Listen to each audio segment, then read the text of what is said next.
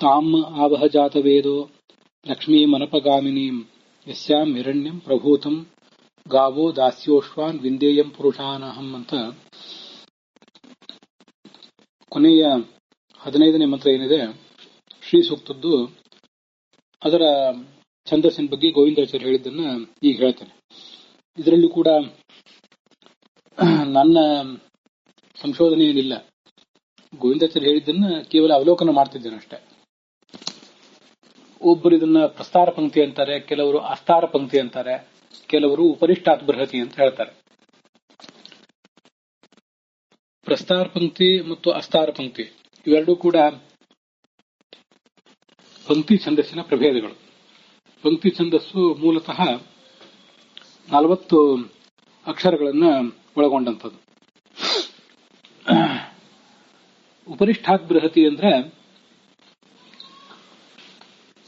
ಮೂಲತಃ 36 ಅಕ್ಷರಗಳನ್ನು ಒಳಗೊಂಡಂತಹ ಬೃಹತಿ ಏನಿದೆ ಅದಕ್ಕಿಂತ ಸ್ವಲ್ಪ ಉಪರಿಷ್ಠಾತ್ ಅಂದ್ರೆ ಹೆಚ್ಚಿಗೆ ಅಂತ ಅರ್ಥ ಅಷ್ಟೆ.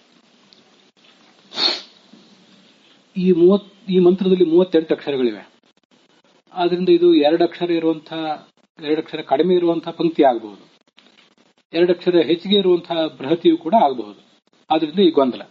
ನಾನು ಅದನ್ನು ಕಳೆದ ದಿವಸ ಹೇಳಿದ್ದೆ, ನವಾ ಈಕೇನ ಅಕ್ಷರೇಣ ಛಂದಾಂಸಿ ವಿಯಂತಿ ದ್ವಾಭ್ಯಾಂ ಅಂತ. ಆದ್ರಿಂದ ಈ ವ್ಯತ್ಯಾಸ ಆಗಬಹುದು ಅಂತ ನಾವು ತಿಳ್ಕೊಳ್ಬಹುದು. ಆದ್ರಿಂದ ವ್ಯಾಖ್ಯಾನಕಾರರು ಬೇರೆ ಬೇರೆ ತರ ಹೇಳ್ತಾರೆ. ಪ್ರಸ್ತಾರ ಪಂಕ್ತಿಯ 4 ಪಾದಗಳಲ್ಲಿ ಕ್ರಮವಾಗಿ ಅಕ್ಷರಗಳ ಸಂಖ್ಯೆ 12, 12, 8, 8 ಈ ರೀತಿಯಾಗಿ ಪಾದಗಳ ಸಂಖ್ಯೆ ಇರ್ತದೆ. ಉಪರಿಷ್ಠಾತ್ ಬೃಹತಿಯಲ್ಲಿ 8, 8, 8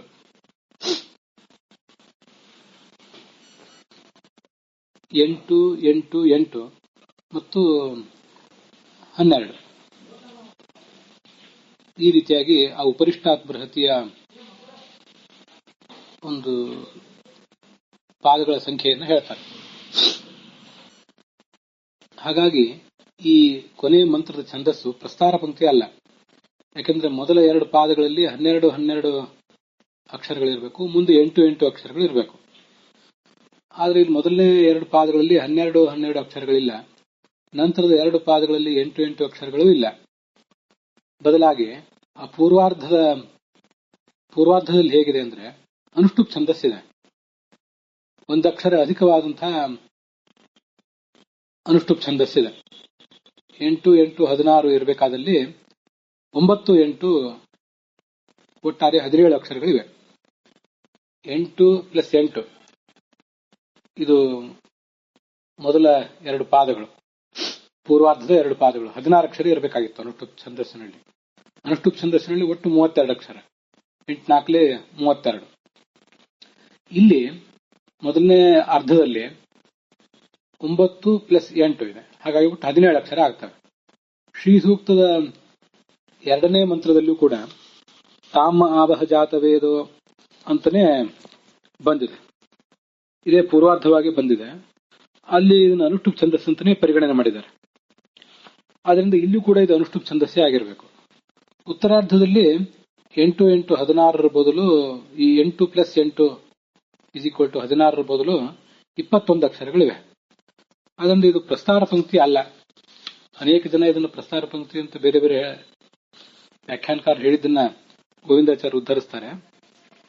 ಆದ್ರೆ ಇದು ಯಾವ ಕಾರಣಕ್ಕೂ ಕೂಡ ಪ್ರಸ್ತಾರ ಪಂಕ್ತಿ ಅಲ್ಲ ಅಂತ ನಾವು ತಿಳಿಯಬಹುದಾಗಿದೆ ಗೋವಿಂದಾಚಾರ್ಯ ಮಾತಿನ ಮೂಲಕ ಅದನ್ನೆಲ್ಲ ಗಮನಿಸಿದಾಗ. ಅಸ್ತಾರ ಪಂಕ್ತಿ ಅಂತ ಮತ್ತೊಂದು ಪ್ರಭೇದ. ಇದರ ಲಕ್ಷಣವನ್ನ ಈ ಹಿಂದೆ ನಾವು ನೋಡಿದ್ದೇವೆ. 2 ಅನುಷ್ಠುಪ್ ಪಾದಗಳು ಪೂರ್ವಾರ್ಧ, 8 + 8 = 16. ಆದ್ರೆ ಇಲ್ಲಿ 1 ಅಕ್ಷರ ಹೆಚ್ಚಿದೆ, ಈಗಾಗಲೇ ಅದನ್ನು ನೋಡಿದ್ದೇವೆ. ಆದ್ರೆ 1 ಅಕ್ಷರ ಹೆಚ್ಚಿಗೆ ಆದ್ರೆ ತಪ್ಪೇನಲ್ಲ. ಉತ್ತರಾರ್ಧದಲ್ಲಿ 12 + 12 = 24 ಅಕ್ಷರಗಳು ಇರಬೇಕು. ಆದ್ರೆ 3ನೇ ಪಾದದಲ್ಲಿ 2 ಅಕ್ಷರ ಕಡಿಮೆ ಇದೆ, 10 ಅಕ್ಷರಗಳಿವೆ. ಯಸ್ಯಾಂ ಹಿರಣ್ಯಂ ಪ್ರಭೂತಂ ಗಾವಃ ಅಂತ. 4ನೇ ಪಾದದಲ್ಲಿ 1 ಅಕ್ಷರ ಕಡಿಮೆ ಇದೆ, 11 ಅಕ್ಷರಗಳಿವೆ. ದಾಸ್ಯೋಶ್ವಾನ್ ವಿಂದೇಯಂ ಪುರುಷಾನಹಂ ಅಂತ. ಸೂಕ್ತದ ಈ ಎಲ್ಲಾ ಅಕ್ಷರಗಳನ್ನ ವಿಂಗಡಿಸಿ ಹೊಂದಿಸಬೇಕು.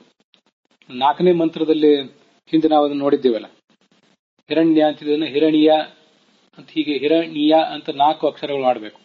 3 ಇದ್ದಲ್ಲಿ 4 ಆಗಿ ಅದನ್ನು ಓದಿ ಹೊಂದಿಸಬೇಕು ಅಂತ ಅವರು ಅನೇಕ ಜನ ವ್ಯಾಖ್ಯಾನಕಾರರು ಅಭಿಪ್ರಾಯ ಪಡ್ತಾರೆ. ದಾಸ್ಯೋಶ್ವಾನ್ ಅಲ್ಲಿ ದಾಸ್ಯ ಪ್ಲಸ್ ಅಶ್ವಾನ್ ಅಂತಿದ್ದಾಗ ಅಲ್ಲಿ ಅಶ್ವಾನ್ ಎಂಬಲ್ಲಿರುವಂತಹ ಅನ್ನೋದು ಹೊರಟು ಹೋಗಿದೆ, ಸಂಧಿಯಾಗಿದೆ. ಪೂರ್ವರೂಪ ಸಂಧಿ ಬಂದಿದೆ, ವಿಸರ್ಗ ಸಂಧಿ ಬಂದು ನಂತರ ಪೂರ್ವರೂಪ ಸಂಧಿ ಆಗಿದೆ. ಅಲ್ಲಿ ದಾಸ್ಯೋಶ್ವಾನ್ ಅಂತ ಓದಿದ್ರೆ 4 ಅಕ್ಷರ ಆಗ್ತದೆ. ಅದ್ರ ದಾಸ್ಯೋ ಅಶ್ವಾನ್ ಅಂತ ಹೀಗೆ ಪ್ರತ್ಯೇಕವಾಗಿ ಬಿಡಿಸಿ ಓದಬೇಕು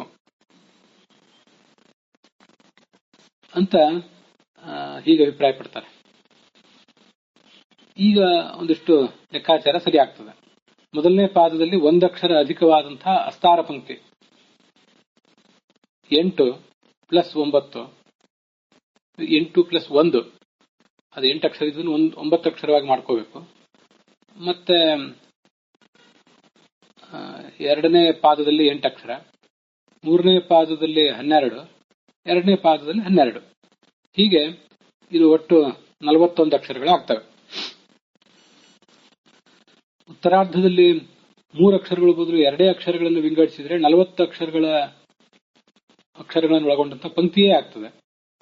ಪೂರ್ವಾರ್ಧದಲ್ಲಿ 1 ಅಕ್ಷರ ಹೆಚ್ಚು, ಉತ್ತರಾರ್ಧದಲ್ಲಿ 1 ಅಕ್ಷರ ಕಡಿಮೆ, ಅದೇನೇ ಆದ್ರೂ ಲೆಕ್ಕಾಚಾರ ಅಂತೂ ಸರಿ ಆಗ್ತದೆ. ಆದ್ರೆ ಛಂದಸ್ಸಿನ ನಡೆ ಅದ್ಯಾಕೋ ಅಷ್ಟು ಸಮಾಧಾನ ಕೊಡುವಂತಿಲ್ಲ ಅಂತ ಹೀಗೆ ಕಾಣಿಸ್ತದೆ. ತುಂಬಾ ಗೊಂದಲಕ್ಕೆ ಕಾರಣ ಆಗುವಂತಿದೆ ಇದು. ಯಸ್ಯಾಂ ಹಿರಣ್ಯಂ ಪ್ರಭೂತಂ ಗಾವಃ ಅನ್ನುವ ತನಕ 3ನೇ ಪಾದ. ಯಸ್ಯಾಂ ಹಿರಣ್ಯಂ ಪ್ರಭೂತಂ ಅಂತ 8 ಅಕ್ಷರಗಳು ಒಳಗೊಂಡಂತ 3ನೇ ಪಾದವನ್ನ ಓದುವಾಗ ಗಾವಹ ಅಂತ ಅನ್ನೋದನ್ನ ಬಿಟ್ರೆ ಚೆನ್ನಾಗಿರ್ತದೆ. ಯಸ್ಯಾಂ ಹಿರಣ್ಯಂ ಪ್ರಭೂತಂ ಅಂತ 3ನೇ ಪಾದ ಇಟ್ಕೋಬಹುದು. ಗಾವಹ ದಾಸ್ಯೋಶ್ವಾನ್ ವಿಂದೇಯಂ ಪುರುಷಾನಹಂ ಅಂತ 4ನೇ ಪಾದಕ್ಕೆ ಸೇರಿಸೋದು ಒಳ್ಳೇದು ಅಂತ ಗೋವಿಂದಾಚಾರ್ಯ ಅದನ್ನು ಹೇಳ್ತಾರೆ. ನಾವು ತುಂಬಾ ವೇಗವಾಗಿ ಇದನ್ನೆಲ್ಲ ಓದ್ತಿದೀವಲ್ಲ, ಶ್ರೀ ಸೂಕ್ತವನ್ನು ಹೇಳುವುದೇ ವೇಗವಾಗಿ ಹೇಳ್ತೇವೆ. ಆದ್ರಿಂದ ಇದು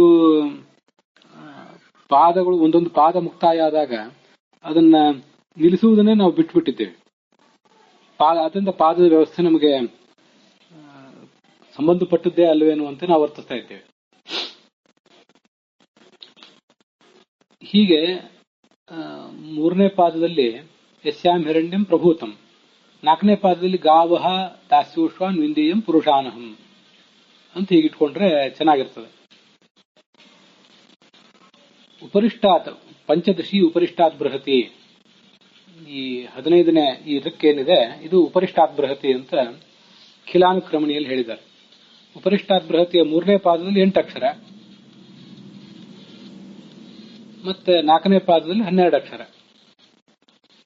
ಹೀಗೆ ಯಸ್ಯಾಂ ಹಿರಣ್ಯಂ ಪ್ರಭೂತಂ ಅಂತ 3ನೇ ಪಾದವನ್ನ ಮುಕ್ತಾಯಗೊಳಿಸಿಕೊಳ್ಳೋದು ಒಳ್ಳೆಯದು ಅಂತ ಗೋವಿಂದಾಚಾರ್ಯ ದೃಷ್ಟಿಕೋನ ಕಾಣಿಸ್ತದೆ.